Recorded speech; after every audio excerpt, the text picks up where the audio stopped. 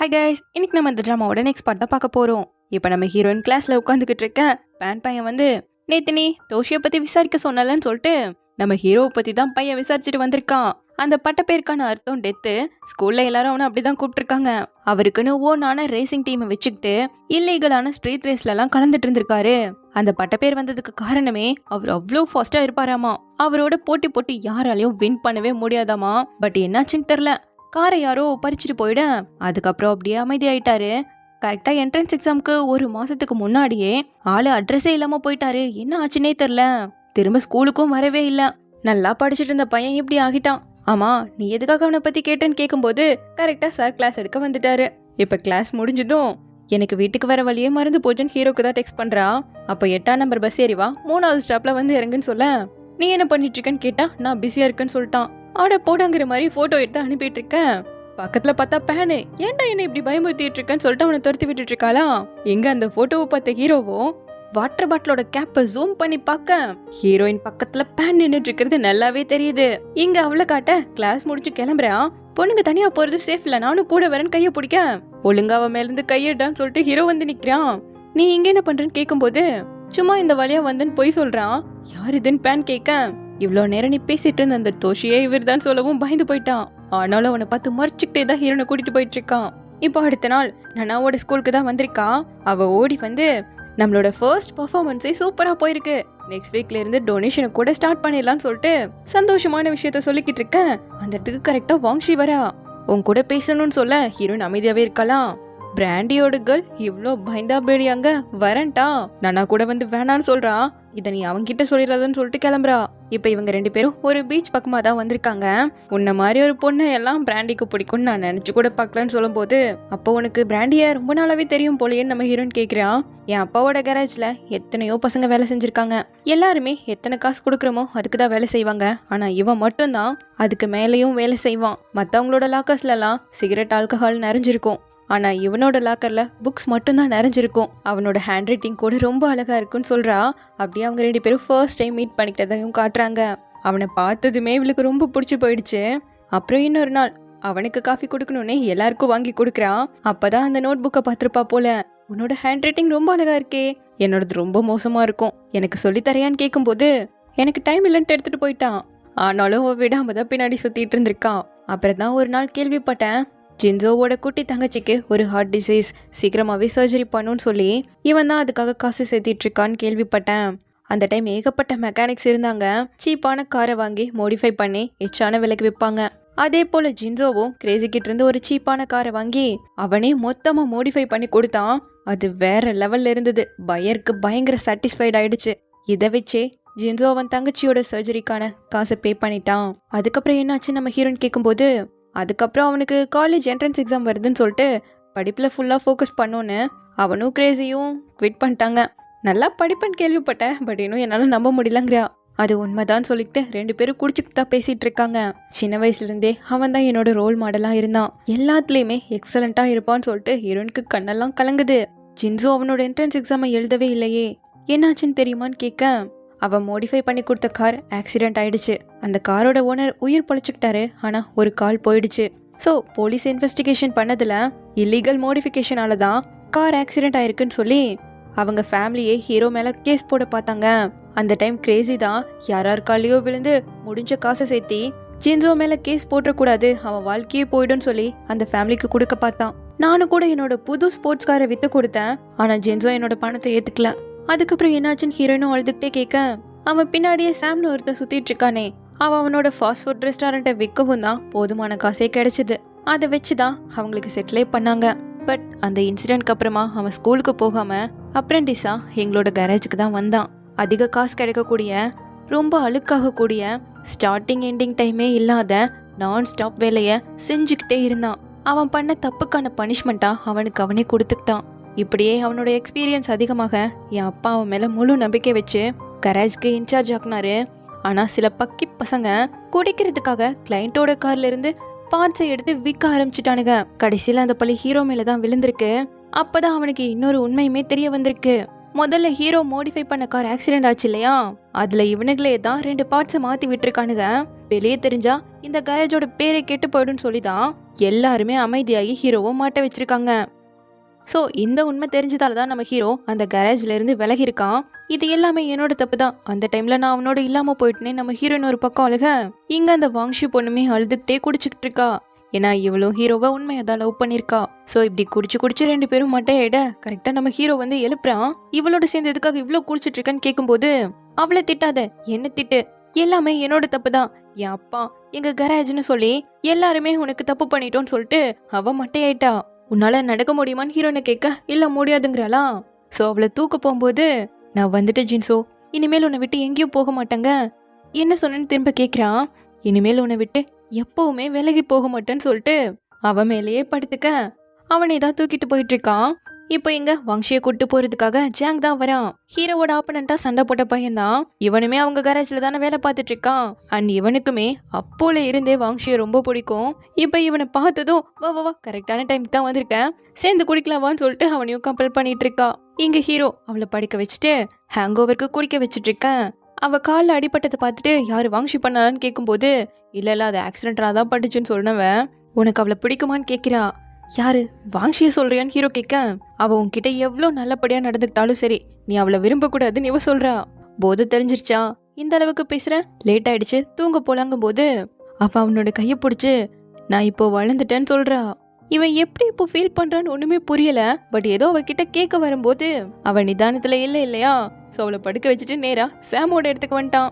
வாங்ஷி அவங்க கராஜ்ல நடந்த விஷயத்தையெல்லாம் மொமோ கிட்ட சொல்லியிருக்கான்னு சொல்லும்போது, ஓ அதுக்காக தான் இனிமேல் உன்னை விட்டு எங்கேயும் போக மாட்டேன்னு சொல்லி நம்ம ஹீரோயின் சொல்லியிருக்காங்கிறதே ஹீரோக்கு புரிய வருது. ஜியாங்மோ ரொம்ப அழகான பொண்ணுல்ல, டாலா, அவளோட பிளாக் ஹேரோட அவ்வளோ அழகா இருக்கா. என்ன ஒண்ணு சாப்பிட்றது தான் கொஞ்சம் சரியில்லை, இருந்தாலும் வெயிட் போடக்கூடாதுன்னா அது நல்ல விஷயம்தான். ஒருவேளை சப்பி ஆயிட்டானா அவ போன் டெயில் போட்டு வரும்போது எப்படி இருக்கும், இன்னும் கியூட்டா இருப்பாடான்னு சொல்லிக்கிட்டு இருக்கேன். என்ன காசு கொடுத்தா இதெல்லாம் சொல்ல சொன்னாலா கம்மன் இருடான்ட்டு இருக்கான் ஹீரோ. ஏன் நான் என்ன தப்பா சொல்லிட்டேன்னு கேட்கும்போது, இல்ல எல்லாம் உண்மைதான் சொல்லிக்கிட்டு இருக்கான் ஹீரோ. சரி நீ அவளை எப்படி பாக்குறேன்னு கேட்கும்போது, அழகா தான் இருக்காங்கிறான். உன்னோட கேர்ள் ஃப்ரெண்டான்னு கேட்கும்போது, நான் அப்படியெல்லாம் நினைச்சு கூட பார்த்தது இல்லைங்கிறான். நல்லா யோசிச்சு சொல்லு, டக்குன்னு சொல்லிட்டேன்னு அவன் திரும்ப கூட கேட்கிறானா, அதெல்லாம் நான் அப்படியெல்லாம் நினைச்சதே கிடையாதுன்னு சொல்லிட்டு சிரிச்சுக்கிட்டு இருக்கான் ஹீரோ. பிராண்டி, உன்னோட லைஃப் லாங் ஒரு பொண்ணு உன் மனசை பறிக்க போறானா அது கண்டிப்பா ஜியாமுவா மட்டும் தான் இருப்பான்னு சொல்ல, ஹீரோ இங்க பூவை தட்டி விட்டுட்டு அவ என் மனசுக்குள்ள வர்றதுக்கு ட்ரை பண்ண வேண்டிய அவசியமே இல்ல, ஏன்னா ஆல்ரெடி அவ அங்கதான் இருக்கான்னு சொல்லிக்கிட்டு இருக்கா மனசுக்குள்ளேயே. அதே நேரம் இங்க வாங்ஷிய காட்ட, எதுக்காக இவ்ளோ குடிக்கிறேன்னு ஜாங் கேட்கும் போது, நான் உன்னை விரும்புறேன், ரொம்ப ரொம்ப விரும்புறேன்னு சொல்லிட்டு அவன் கையை பிடிச்சி சொல்லும் போது ஒரு செகண்ட் அவனன்னு தான் நினைக்கிறான். ஆனா கடைசியில, ஜிங்சோ நான் உன்னை ரொம்ப விரும்புறேன், நீ ஏன் என்ன விரும்ப மாட்டேங்கிறன்னு சொல்லிட்டு அழுக ஆரம்பிச்சிட்டா. அப்புறம் என்ன இவன் குடிக்க ஆரம்பிச்சிட்டான். ஒவ்வொரு டைமும் வாங்ஷி ஹீரோவால ஹர்ட் ஆகுறது இவன் பார்த்துட்டு தான் இருந்திருக்கான். மேபி அந்த வெறியில தான் அன்னைக்கு சண்டை கூட போட்டுப்பானோ என்னமோ. இங்க ஹீரோவோட அப்பா அம்மாவை காட்ட, நியூ இயர் செலிப்ரேஷனுக்காக ஊருக்கு போக போறாங்க. ஸோ நாளைக்கு ட்ரை பண்ணும், ஒழுங்கா இன்னைக்கு குடிக்கவே கூடாதுன்னு சொல்ல அவரும் பொட்டாட்ட எடுத்து வச்சுக்கிட்டு இருக்காரு. மோமோவையும் விட்டுட்டு போவேனா கூட்டிட்டு போலன்னு அம்மா சொல்ல, அவெல்லாம் நம்மளோட வர மாட்டேன்னு அப்பா சொல்லிட்டு இருக்க, கேட்காம நீங்க பட்டுக்கு சொல்லிட்டு இருப்பீங்கன்னா நான் தலையில விட்டுட்டு அவளுக்கு தான் நிறைய நோம்பி காசு கொடுக்க போறேன், தனியா இருக்க போறா இல்லையா, வேணுங்கிறத வாங்கி சாப்பிட்டு சூப்பரா என்ஜாய் பண்ணிட்டோன்னு சொல்லிட்டு ஆசாசியா அம்மா எடுத்து வச்சிட்டு இருக்காங்க. இது அப்பா பாத்துக்கிட்டே இருக்க, என்ன பாக்குறீங்க பத்தலையோ, சரி எடுத்து வைக்கிறேன்னு சொல்லிட்டு இன்னும் பணத்தை எடுத்து வைக்கும் போது அப்பா அப்படியே அவங்கள ஹக் பண்ணிக்கிட்டு, ஜுவான் நீ ரொம்ப கைண்டுன்னு சொல்லிக்கிட்டு இருக்காரு. இப்போ அடுத்த நாள் அம்மாவும் ஹீரோயினுக்கு நோம்பி காசு கொடுத்துட்டு தனியா இருந்தாலும் பார்த்து செலிப்ரேட் பண்ணுமான்னு சொல்லிட்டு கிளம்ப, நம்ம ஹீரோயின் ஷின் பாப்பாக்கு நோம்பி காசு கொடுத்துட்டு இருக்கா. இப்ப நைட்டு போல நேரா ஹீரோவோட கராஜுக்கு வந்து பார்க்க பூட்டி கிடக்கு. ஏன்னா அவங்க எல்லாரும் சாமோட கடையில ஜாலியா இருக்கானுங்க. சோ மழையில நனைஞ்சுக்கிட்டே நம்ம ஹீரோயின் அங்க வந்து சேர, என்ன கூப்பிட்டு நான் வந்திருப்பலன்னு கேக்குறான். அவ்வளோ ஒன்னும் தூரம் இல்லையேன்னு சொல்லிட்டு ஹீரோ பக்கத்துலயே உட்காந்துக்கிட்டா. ஏன் அப்பா கூட சேர்ந்து செலிப்ரேட் பண்ணலையான்னு கேட்கும்போது, அப்பா ஹோம் டவுனுக்கு கூப்பிட்டு போறாங்க அவங்கள, சோ நான் உன்னோட செலிப்ரேட் பண்ணணும்னு ஆசைப்பட்டு வந்திருக்கேங்கிறா. இந்த வார்த்தை ஹீரோக்கு ரொம்பவே பிடிச்சிருக்கு. அப்புறம் தலையில நனைஞ்சு போயிருக்கல, சோ அதை தவிட்டு விடும்போது குளிரடிக்குதான்னு கேக்குறானா, கைதான் ரொம்ப குளிருதுன்னு சொல்ல அவனோட பாக்கெட்டுக்குள்ள அவளோட கைய வச்சுட்டான். அப்பதான் நம்ம ஹீரோனுக்கு அவனோட கீ செயின் கிடைக்குது. அதுல இரவும் பகலும் ஏங்குதல் நல்லாவா எழுதிருக்கும். இவ கூட முன்னாடி சாம் கிட்ட ஹீரோக்கு கேர்ள் ஃப்ரெண்ட் இருக்கான்னு கேட்கும் போது அவனோட கீ செயினை பார்த்தாலே உன் கேள்விக்கான பதில் கிடைக்கும்னு சொல்லியிருந்திருப்பான்ல, அது இப்ப நம்ம ஹீரோனுக்கு நல்லாவே புரியுது. இவங்க 2 பேரோட பேரை ஒன்னா சேர்த்தா இந்த அர்த்தம் வரும். இப்ப இத ஹீரோ பார்த்துட்டு கூடேன்னு கைய நீட்டான். பட் அவ கொடுக்க மாட்டேன்னு கையில இறுக்கி பிடிச்சிக்கிட்டு இருக்கா. இப்போ ஃபுட்டை கொண்டு வந்து சாம் வச்சிட்டு இருக்கேன். இவன் இந்த டம்ளிங் சாப்பிடவும் உனக்கு இது பிடிக்காதுனால நினைச்சேன்னு சாம் கேக்குறானா. எனக்கே என்னன்னு தெரியல, இன்னைக்கு இது ரொம்ப டேஸ்டா இருக்குன்னு சொல்லிட்டு சாப்பிட்டுட்டு இருக்காளா. ஹீரோக்கும் நல்லாவே புரியுது. இந்த இதையும் சேர்ந்து சாப்பிடுன்னு ஒரு மீட் பாலை சாம் எடுத்து கொடுக்க, எனக்கு ஜின்ஷோ தான் எடுத்து கொடுக்கணும்னு கேக்குறா நம்ம ஹீரோயின். சோ அதை எடுத்து கொடுக்கவும் தான் சாப்பிட்டுட்டு இருக்காளா. எல்லாரும் ட்ரிங்க்ஸ் பண்ணிட்டு இருக்க, அவ சோடா தான் கேக்குறா. ஓகே, வேற ஏதாவது ரெக்வஸ்ட் இருக்கான்னு சாம் எழுந்து கேட்க, அதையும் எனக்கு ஜின்ஷோ தான் எடுத்து கொடுக்கணும்னு கேக்குறா. சரி சரிங்கிற மாதிரி ஹீரோ அதை எடுக்க போகவும், எனக்கு கீ செயின் கிடைச்சிருச்சுன்னு சாம் கிட்ட சைகிலிய காட்ட, பிராண்டி எனக்கும் ஒரு ட்ரிங்க் வேணுடான்னு கேட்டுட்டு இருக்கான். தென் இப்போ அப்படியே கட் பண்ண கிரேசி முன்னாடி நடந்த அந்த ரேஸ் பத்தி பேசும்போது சாம் வந்து ஸ்டாப் பண்றான். விடு விடு, அவளுக்கு எல்லாமே தெரியும். ஒரு டைம் அவன் என்னோட நேவிகேட்டரா கூட இருந்திருக்கான்னு சொல்லும் போது, மூமு ஒரு டிரைவருக்கு நேவிகேட்டரா இருக்கிறது லவ்வர் மாதிரி, அது டிரைவரை சக்சஸ் ஆக்கவும் ஃபெயில் ஆக்கவும் கூடியது. பிராண்டி அவ்வளோ சீக்கிரம் யாரையும் நம்பவே மாட்டாங்கும் போது சாம் அவனை இழுத்துட்டு போயிட்டு இருக்கான். எதுவுமே ரெண்டு பேரும் பேசிக்கல, ஒருத்தர் நல்லா பாத்துக்கிறாங்க. ஒரு மாதிரி ஹீரோ வேற ஸ்மைல் பண்றான். தினம் இப்ப அப்படியே பசங்க எல்லாரும் கேம் விளையாண்டுட்டு இருக்கேன். கரெக்டா நியூ இயரும் போறக்க ஹாப்பி நியூ இயர்னு கத்திட்டு நம்ம ஹீரோனுக்கு எல்லாரும் நோபிகாஸ் கொடுத்துட்டு இருக்காங்க. அப்படியே வெளியே வந்து 5 பாக்ஸ் பார்த்துட்டு இருக்கும் போது ஹீரோவும் ஹீரோயினும் மாத்தி ஹாப்பி நியூ இயர் சொல்லிக்கிறாங்க. தென் இப்ப அங்கிருந்து கிளம்பும் போது கீயை கேட்கிறான். அவன் அந்த கீ செயினை வச்சுக்கிட்டு கீயை மட்டும்தான் அவன் கிட்ட கொடுக்குறா. இனிமேல் இது என் கிட்டயே இருக்கட்டும், அதான் நான் இங்க இருக்கேன் இல்லையா, இனிமேல் நீ இரவும் பகலும் ஏங்கறதுக்கு அவசியமே இல்லைன்னு சொல்ல, அவனும் சரின்னு சொல்லி வாங்கிட்டு போயிட்டு இருக்கான். நீ என்ன வீட்டுக்கு தானே கூட்டு போற, பட் ஒரு கண்டிஷன் இருக்கு. என்ன கண்டிஷன் ஹீரோ கேட்க, சின்ன வயசுல என்ன தூக்கிட்டு போன மாதிரி மேல வரைக்கும் நீயே தான் என்ன தூக்கிட்டு போகணுங்கிறா. சோ அதே போல நம்ம ஹீரோவே அவளை அழகா தூக்கிட்டு வந்து கீழே கூட இறக்கி விடல. அவன் ஷூ மேலேயே அவளை நிக்க வச்சுக்கிட்டு கீ எங்கன்னு கேட்கும்போது அது அவளோட பேக்ல இருக்கு. சோ அது பின்னாடி இருக்கிறதால அதை எட்டி எடுக்கும்போது ஹக் பண்ற மாதிரி தானே இருக்கும். அதோட அவளை இன்னுமே இறக்கி விடாம அப்படியே நடந்து போய் அந்த கீயை வச்சு ஓபன் பண்ண இன்னும் க்ளோஸா இருக்கிறதால 2 பேருக்குள்ள ஹார்ட் பீட்லாம் கண்ணா பின்னா நடிச்சுக்குது. இப்ப அப்படியே அவளை உள்ள கூட்டிட்டு வந்து ஸ்லிப்பரை எடுத்து போட அவளுக்கு ரொம்ப ஒரு மாதிரி இருக்கு இல்லையா. டக்குன்னு அதை போட்டு உள்ள ஓடி போய் ரொம்ப வெக்கப்பட்டுட்டு இருக்கா. இங்க ஹீரோக்கு என்ன பண்றதுன்னு தெரியல. அவ ரூமையே பாத்துக்கிட்டு அங்கிருந்து கிளம்பும் போது என்ன போறியான்னு ஹீரோயின் ஓடி வந்து கேக்குறா.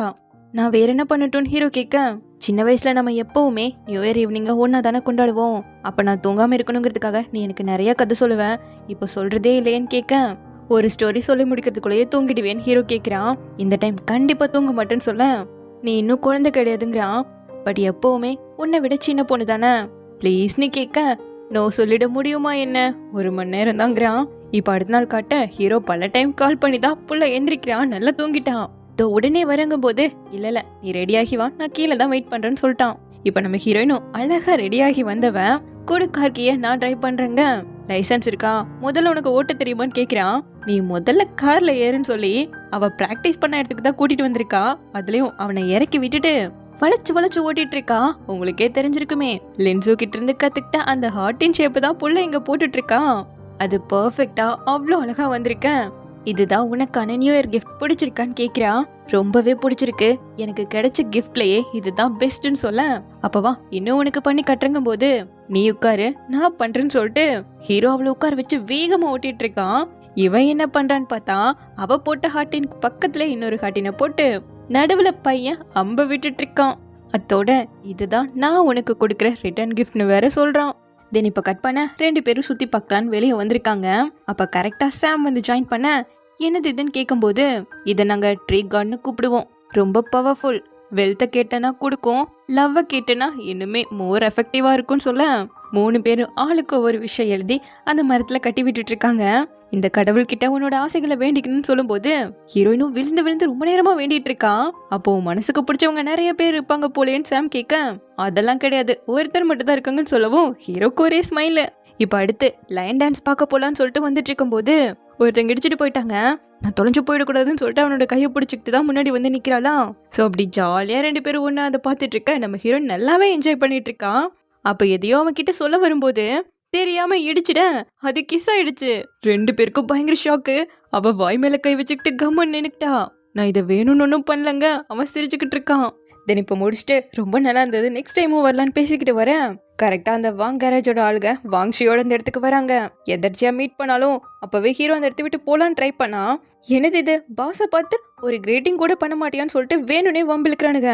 இதுல வாங்ஷியோட அப்பாவே வந்து இவனை கூப்பிட, நம்ம அந்த அளவுக்கு க்ளோஸ் கிடையாது, ஸோ என்னை கூப்பிடாம இருக்கிறது தான் நல்லதுங்கிறனா. உடனே அந்த ஜாங் வந்தும் குவான்னு யாரையும் மென்ஷன் பண்ணி ஏதோ பேசுறான், ஒன்றும் புரியல. யாரை பத்தி இவங்க பேசுறாங்கன்னு நம்ம ஹீரோயினை பார்த்துட்டு இருக்கேன்.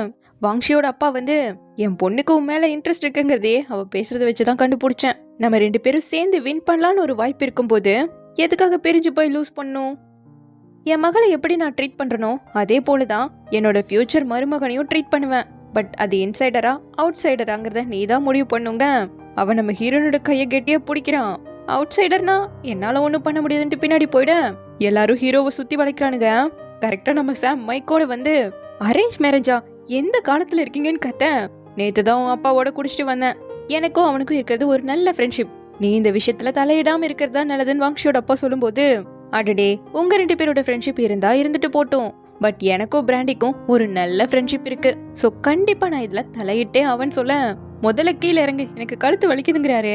இங்கிருந்து குதிக்கிறதுக்கு எனக்கு பயமா இருக்கு, நீங்க வேணா மேல வாங்கன்னு கூப்பிட்டு இருக்கேன். கரெக்டா டூரிஸ்ட்லாம் வந்து போட்டோ எடுக்கலாம் ஆடிட்டு இருக்கேன். வாங்க வாங்க நாங்க எடுத்து தரேன்னு சொல்லிட்டு ஹீரோவும் ஹீரோயினும் உள்ள வந்துட்டாங்க. பா விடுங்கன்னு சொல்லிட்டு வாங்ஷி அவங்க அப்பா எல்லாம் கூட்டு போயிட்டா. சோ இன்னும் சந்தோஷமா இவங்க 3 பேரும் சேர்ந்து போட்டோஸ் எல்லாம் எடுத்துட்டு இருக்காங்க. இப்ப வீட்டுல வந்து டிராப் பண்ண போகவே மனசு இல்லாம தான் டாட்டா சொல்லிட்டு ஹீரோயின் போய்கிட்டு இருக்கான். இத பார்த்த சாமு, இந்த ட்ரெஸ்ல மூமோ இன்னும் அழகா இருக்கால, ஆமா நீ அவ கைய பிடிச்சலடான்னு கேட்கும்போது அவ எங்க ஓவர் திங்க் பண்ணி போலன்னு பயமா இருக்குன்னு சொல்ல, அவ என்ன திங்க் பண்ணுவான்னு உனக்கு ஆல்ரெடி தெரியும், ஆனாலும் ஓவர் திங்க் பண்ணுவான்னு வருத்தப்படுறியா? எதுக்காக அவ கையை பிடிச்சன்னு கேட்கும்போது, உன் கையவ பிடிச்ச எதுக்குல இப்படி கேட்டுட்டு இருக்கங்கிற ஹீரோ. இந்த பக்கம் வாங்ஷிய காட்ட ஹீரோ அவளுக்கு கிடைக்காம போயிட்டான்னு சொல்லி பஞ்சிங் பேக்க போட்டு கையில ரத்தம் வர வர அவ்வளோ கோவத்துல அடிச்சுட்டு இருக்கான். ஜாங்கோல வந்து உனக்கு அடிக்கணும்னா என்ன அடிச்சுக்கோன்னு நிக்கிறானா, அவனை முடிஞ்ச வரைக்கும் அடிச்சு ஓஞ்சு போய் நிக்க அவ கையெல்லாம் காயம் இல்லையா, அதை பார்த்தவன் அவளுக்கு உட்காந்து மருந்து போட்டு விட்டுட்டு இருக்கான். இவன் என்ன நினைச்சு இதெல்லாம் பண்ணிட்டு இருக்காங்கிறது வாங்ஷிக்கும் நல்லாவே தெரியுது. இன்னொரு கையை கூட மருந்து போடுறேன்னு கேட்கும்போது, உன்னால அவனை ரீப்ளேஸ் பண்ண முடியாதுன்னு சொல்லிட்டு எழுந்து போயிட்டா. இது இவனுக்கு இன்னுமே கோவத்தை தான் கொடுக்குது. ஸோ இப்போ அடுத்த நாள் ஹீரோ அவனோட கரேஜ்ல பேஸ்கெட் பால் விளையாடுறான், புஷ்அப்ஸ் எடுக்கிறான். ஸோ இது மாதிரி எல்லாம் பண்ணிட்டு இருக்கும்போது நேரா அங்க வரான். என்ன ஹாப்பி நியூ இயர் சொல்ல வந்தியான்னு ஹீரோ கேட்கும்போது, வாங்ஷி உன்னை விரும்புறா, உனக்கு அவளை பிடிக்கலனா அவளை விட்டு தள்ளி இருக்க வேண்டியதானு கேட்கும்போது, வாங்ஷியை நினைச்சு நீ ஃபீல் பண்றதெல்லாம் உன்னோட வேலை, தேவையில்லாம இதுல என்ன இழுக்காதுங்கிறான். உன்னாலதான் அவ இவ்ளோ மனசுடைஞ்சு போயிருக்கான்னு ஜாங் சொல்ல, உன்னை பார்த்தாலே பரிதாபமா இருக்குன்ட்டு ஹீரோ போக அவ்வளவுதான் 2 பேருக்கும் சண்டை வந்துருச்சு. ஹீரோ அவனை புரட்டி போட்டு இப்படி லாக் பண்ணி, இத்தோட விட்டுடு, நான் பத்திரமா பாத்துக்க வேண்டிய ஒருத்தர் எனக்காக இருக்காங்கன்னு சொல்றான். ஸோ இப்படியே இந்த பார்ட் முடியுது. சீக்கிரமாவே இதனோட நெக்ஸ்ட் பார்ட்ல வந்து பாக்குறேன். தேங்க்யூ.